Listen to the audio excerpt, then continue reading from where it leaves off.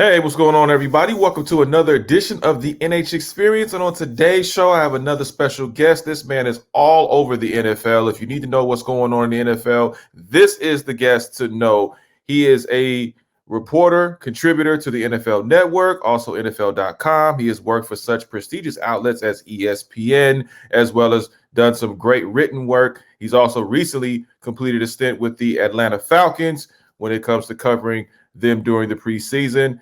And you've seen him with the great donut display most recently at the Las Vegas Raiders Monday Night Football game a while back ago. He is the one and only, the man himself, Howard University's own Steve Wyche. What's going on, Steve? How you doing, man? Man, Vick, all is well. I hear Rams practice, man. So you might hear some hip hop going on in the background. That's not a party in my house. It's a party on a practice field. Hey, man, it's all good. Thank you so much for coming on. First and foremost, I'll talk about you. You're a successful reporter, successful journalist. Obviously, you do a great job covering the league, which is not an easy thing to do. But at what point, growing up, how did you grow up, and at what point did you realize I want to be a reporter that's covering sports, primarily the NFL? Because at one point, you also covered the NBA. Yep. Yeah, no, I always wanted to be a sports reporter. I mean, it's weird. My father, I grew up outside of St. Louis, and my father was in the sales department at the local NBC affiliate. So I was kind of always around the media a little bit. I would go into the studio a lot. But I also wanted to be like the next Bryant Gumbel. Back then, Bryant Gumbel was on NBC doing real sports, and him and Irv Cross were the only two black faces that I saw. And where I grew up, it was predominantly white neighborhood and white town and whatnot. And I'm a failed jock. I spent a couple of years at University of Missouri on the football team before I transferred to Howard and stopped playing. But it's something I always wanted to do. I mean, I'm a huge St. Louis baseball Cardinals fan. Sorry, Dodgers fans. But, I would walk down the street and pretend I'm calling games. Ozzie Smith flips to Tommy Hurt, turning a double play, and things like that. And, as I went through high school, even though I was playing sports all the time, I was on the newspaper staff and things like that. So this is, I'm kind of living my dream because I've been able to kind of be, point A to point B and been real fortunate, but also real focused to make sure to pursue what I've always wanted to do.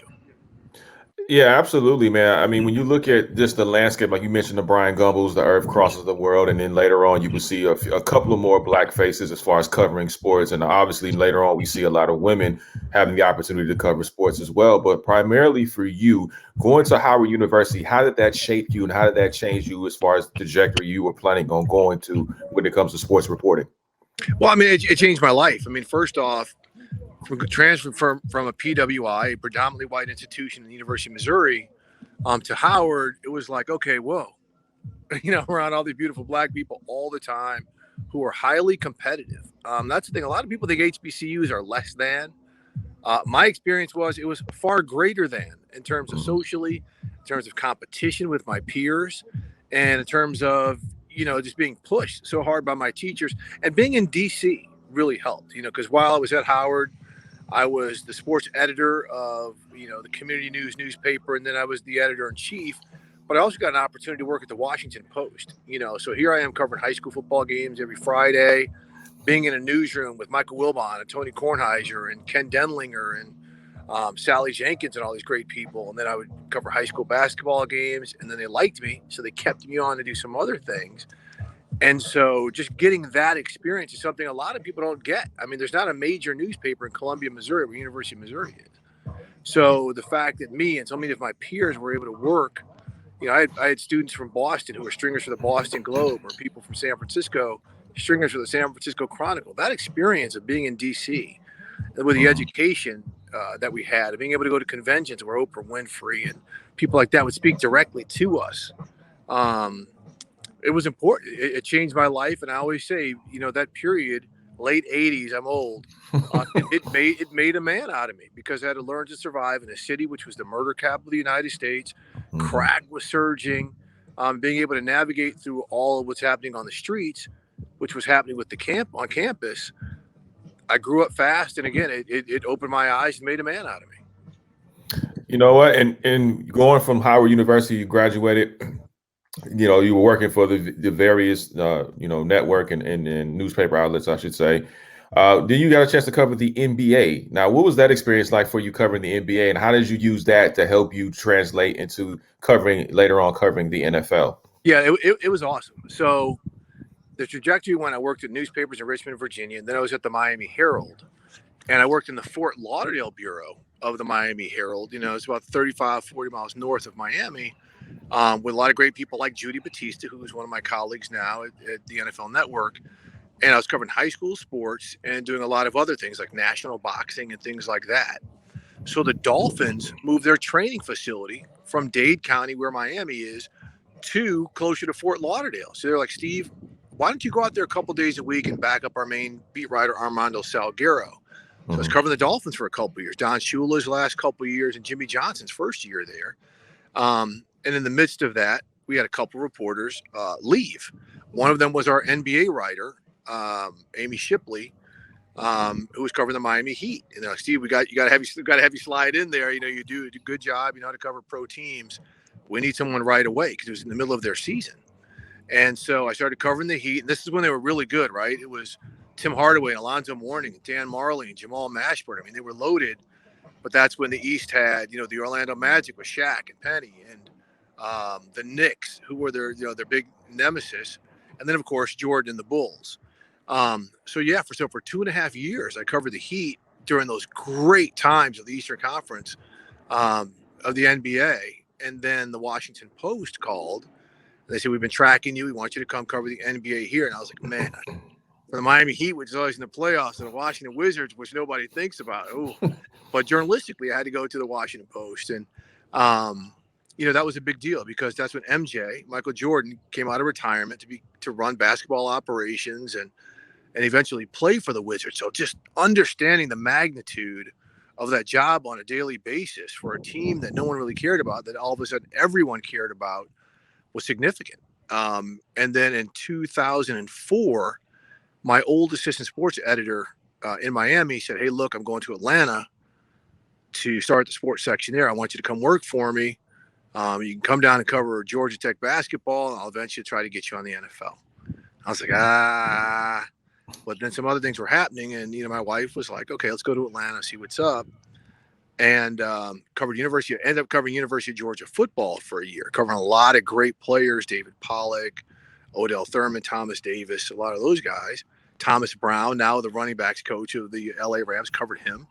And then the Falcons job came open, and Michael Vick's in 2005. Michael Vick was king. The Falcons were good. Just had to come off an NFC Championship game experience. And then from then on, man, it was, I went through that to the Michael Vick dogfighting trial, to the Bobby Petrino quitting on the team midseason, to all those big stories, eventually having the NFL Network give me a call, saying, hey, man, we want you to come work for us. Man, that's fantastic. I got to ask you this, because you were at a really, I would say, pivotal time where the Atlanta Falcons, with the Michael Vick experience, was everything. Like, everybody wanted to be Michael Vick.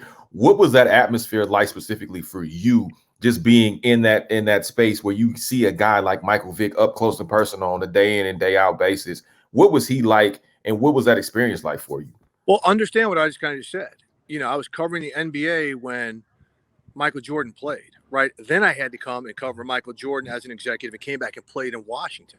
Nothing will ever eclipse that. The difference with Michael Vick is the NFL had never seen a player like him, a 6-foot quarterback with a laser arm, who was the Allen Iverson of the NFL. Braids, big baggy white T-shirt, would do the press conferences with the Yankees hat cocked to the side. So the Georgia Dome, it was like Luda, everybody. It was pumping. It was a nightclub atmosphere. They were super exciting to watch. So as a reporter, in terms of dealing with the big personality and the big superstar, that was nothing new to me. But the vibe of this whole kind of hip hop aura, being in Atlanta, on the football vibe, the NFL is so much more king than the NBA. Even with Michael Jordan playing, so many more people pay attention to the NFL. That's what was different. And understanding every day that whatever Michael Vick did is what people wanted to hear about. And that's when, fortunately, when he got caught up in the dogfighting stuff, it was as big of a story as I've ever been a part of. And that's including the Colin Kaepernick story. And I want to talk to you about that because you've done some outstanding work with the NFL Network. I mean, we've seen you travel to various camps, to various teams, and then Colin Kaepernick happens. And I mean, not just what he does on the field. Obviously, he was a electric lights out performance away from winning a Super Bowl. If somebody didn't play with the light switch, and then you see him obviously, take a really significant look at himself, look at the country, and really make a strong statement silently. And you were the person that actually opened up the story as far as giving people eyes to the story. What was that like for you? How much did you catch any backlash for just reporting that story? Because oftentimes I see reporters, they're just reporting the story and they still catch it as if they made it up. Well, I mean, I caught it from the point that, okay, here's Steve Wyche, a black reporter, trying to give shine to a player, bring attention to black issues. But those people are idiots. I mean, I disregard people like that. I mean, the most of the attention was not paid to me. It was paid to Colin Kaepernick and how NFL teams and everybody was going to react, and how dare he trample on the flag. So what it did was it allowed me as a human being and as a reporter to be like, hell, if this 27-year-old kid can risk it all, why can't I speak up on things that I know that are wrong? Why can't I speak up on the poor diversity hiring in the NFL, not just with head coaches and GMs, but in its own offices? Why can't I be a leader in this regard? I mean, what this 27-year-old young man did at the time was made me look at myself like, what am I doing? Right? I've got a platform, use it. And if the NFL or whomever wants to let me go because of it, that's fine. You can't silence me now. So I pick my spots, and I think I use them intelligently. But I think I've helped raise awareness inside of my building, inside of league office, inside of my profession, as to a lot of things that could be better. Not only the hiring of black and brown people, but paying attention to the Polynesian communities, right? They make up a lot of what's going on in the NFL. Paying attention to what's going on to women and women of color and people like that in our industry, not just in front of the camera, but behind the camera. This is what has to be better in some of the decision-making processes. So to me, introspectively, that was the biggest offshoot of what happened with the Colin Kaepernick story. Is I became a better human being because he had the guts to make me rethink about what I was doing with my life. Oh, absolutely. I think all of us that were true to ourselves had an introspective moment to say, okay, what are we willing to sacrifice and not? Just by his stance and what he did, and even as he evolved moving forward. When you look at the landscape of the NFL, and I look at a lot of NFL reporters, I look at you, I look at Jim Trotter, obviously a countless others that that are in the black media circuit and black community. But I noticed primarily, at least I've noticed, you, Jim Trotter, have always started to bring light on issues that you spoke about just a few seconds ago about not having enough opportunities for black head coaches, coordinators, upper management positions, and dare I say even ownership positions within the NFL with 32 teams. At what point did you realize, okay, I know you talked about the Colin Kaepernick and you did an introspective look at yourself, but what point did you realize, okay, I got to go forward with this and continue to go forward come hell or high water? And then you have a guy like Jim Trotter, who you guys have had great chemistry together. My brother. Yeah, exactly. I mean, you guys really hit it head on when it wasn't popular as it is right now. You guys did it before it became quote unquote popular to do. Well, look, I mean, again, you see this gray hair. I'm kind of a sage that a lot of younger people in the industry ask questions of and advice of. And I got to tell them, they're like, okay, when do I know when to speak up and this and that? I'm like, you got to be comfortable doing it, but you also have to have kind of the skins on the wall to be able to say it. I've covered this league for a long time. I know a lot of coaches of all ethnicities who kind of respect, my information gathering and when I come into the building and sharing certain things with me. So when I say some things, it's not just necessarily emotional, right? These are a lot of factual based conversations Jim and I have, but we're going to point out it's wrong. Why is Pep Hamilton, the developer of Justin Herbert, his quarterback coach, his rookie season with the Chargers, why can't he get an OC job? Okay, right? He's coaching quarterbacks down with Houston now. Oh, Tyrod Taylor comes out the first game and kills it. Who's a quarterback coach? It's Pep Hamilton, but you're not hearing his name mentioned. So these are things that we're going to continue to try to drive, and Jim and others. And I think Jim and I have given, some of the courage to other people, the Kimberly Martins of the world. to join the Jamel Hills and carry champions and speaking their mind and speaking out on issues. It's not just us. There's a lot of other people. This young woman, Megan Reyes, who's like the social media, spokesperson for a lot of issues, including mental health. I mean, I think a lot of people, it may, you may say, it could be popular to speak on this, but I think it's important as long as you've got the credibility to say some things that carry some weight and some meaning behind it. No, absolutely. I mean, and then let me clarify when I say popular, because all of a sudden now it's kind of the in thing, Right. But before, 4 years ago, 5 years ago, when Colin Kaepernick and a few others were talking about it, it was kind of, hands offish. Because people saw Colin Kaepernick lose his career. Yeah, exactly. But when a lot of WNBA players and NBA players who've got guaranteed contracts start joining the chorus, and then you've got other people, the Malcolm Jenkins of the world and Michael Bennett, it's like, okay, you see what's happening now. He's given people the courage to kind of stick their necks out a little bit. I agree. What would the current Steve Wyche, what advice would he give the young Steve Wyche as he's coming into the industry? Well, the current Steve Wyche, the industry's changed a lot because there was no internet when I came into the industry. But I mean, honestly, would be who you were, continue you were, but know a lot more about things in terms of what's going on in the business, like the digital media world. Right, you can't just do TV or writing now. You've got to learn some elements about what's going on in the digital world in terms of how to edit copy, do some of the things you do, Nick. You hustle. You kind of one-man band a lot of the stuff. You've got to have your tentacles out in multimedia world nowadays. That's what I would tell young people. Like, don't just think you're going to show up and do TV, because people are watching stuff on their phones and things like that. Content, yes, but you've got to be very dimensional in what you do. But what I would tell me more as a younger person is not much different. I mean, I think my experiences in my life have really shaped me. Maybe when I was coming out of high school, hit the squat rack and bench press a little bit more, but then I might have actually had a career at Missouri, never gone to Howard. None of this would have ever happened. Now, I got to ask you, Steve, because this is one of the shows that I thoroughly enjoyed. I tuned in every week because you guys kept it 100 all the way through. You guys were solid, you and Jim. When is the podcast coming back? Is it coming back? And if so, when is it coming back? Done. Man, I loved it. Done. What? It's not coming back. Yep. Can't really say too much about it, but Jim and Thomas Warren, our producer, and I, we love doing it. We gave voices to a lot of people. We carved a lane in an avenue that the NFL and the NFL media has never had. And frankly, it's a shame that we're not coming back. But it's done. It's done. Hopefully Jim and I and Thomas can circle back again in some way, shape, or form due to the powerful stuff that we did with the people that we did it with.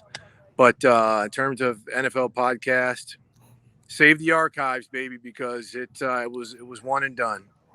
Well, you know what? Huddle and Flow is a great podcast. I do hope one day in the near future you guys can be able to pick that back up, because I thought it was something that was much needed in the industry, man. It was much needed in the culture. You guys are riding for the culture for sure. Yeah, absolutely, and that will continue to be the case no matter what. Absolutely. But thank you for kind words. Oh, no question. 3 quick questions. I'm gonna do a lightning round with you really quick, and then let you get on out of here because I know you're busy. So first and foremost, you are on an island by yourself, a private island. You can only take 3 albums with you. What would they be and why? Okay, so Ready to Die, because Biggie's that dude. I'm probably going to take the new Whiz Kid, straight from Lagos, which is just absolutely off the chain. The Afrobeat sound is absolutely killer. And then probably the first Leon Bridges LP, just because that's really my lane, that kind of slow bluesy R&B. I'd love to throw a Jill Scott album in there, but those 3 right there, I hit a lot of different genres and a lot of different flows. No, that's probably one of the most diverse lists I have heard on this show as of yet, from the one and only Steve Wyche. Now, the second one I'm gonna throw at you is, you have $1 million. What would you do with that $1 million? And why would you do those things with that $1 million? Post-tax? After taxes, you got $1 million to impact the world. What would you do with it? Well, I mean, I would pay off my debts because my wife would insist. But no, frankly, I'd love to do some stuff with the Brotherhood Crusade here in LA, because they do such a great job doing stuff, and I would continue to tribute to the group I work with, the Black College Football Hall of Fame, because we generate scholarships for a lot of these programs. We also highlight the greats of the past while also making people understand the importance of Black colleges in the modern day world, and how, again, they're not less. They're equal to or better than PWIs, and it should not be a fallback option. It should be your first option. You know what, Steve, talk to me a little bit about that, because I really want people to really understand how impactful and important HBCUs and players having the true opportunity to be looked at, to be scouted, to be observed heading into the NFL draft, and the great work that you do and that organization does to ensure that guys do get a proper and fair shake. Well, look, I mean, that's what it's about. I mean, we've only seen one player from Black colleges drafted over the past 2 years, and you got to be kidding me. I mean, their players, there's talent there. And so it's our job to get these NFL teams to go to these campuses and to do proper scouting reports. You talk to these coaches at these universities, say, no, these NFL scouts, they may come through here, but it's a glancing blow. Whereas they can go to, Sam Houston State or, in Eastern Carolina and do far more thorough, studies of players at similar size schools. So it's just important that we do that. But I mean, not just the student athlete, it's the student as well. Again, there's kind of a renaissance with HBCUs, in part because LeBron, a lot of these people are talking about him, Chris Paul, Jimmy Butler. We got J.R. Clark playing golf down in North Carolina A&T. But again, educationally, the Vice President of the United States went to Howard. I mean, in my little academic cluster at Howard, just from our journalism school alone, we had myself, Gus Johnson, Stan Verrett, Gus from Fox, Stan Verrett from SportsCenter, Michelle Miller, who's now at CBS. Frederica Whitfield was a year ahead of all of us. But that's just in one cluster. I mean, we can make it out here in this world. Again, I don't see why HBCU should not be a first option instead of a fallback option. If you had 3 places to go in the world, what would they be? Where would they be, rather? Woo! You're killing me right now. Well, wine country somewhere. Okay. It can be in Italy. It can be in Napa. It can be in Solvang. So I'm just going to say wine country somewhere. Jamaica, where my wife is from. And then someplace I have never been, but I am dying to get to, and that's to the motherland.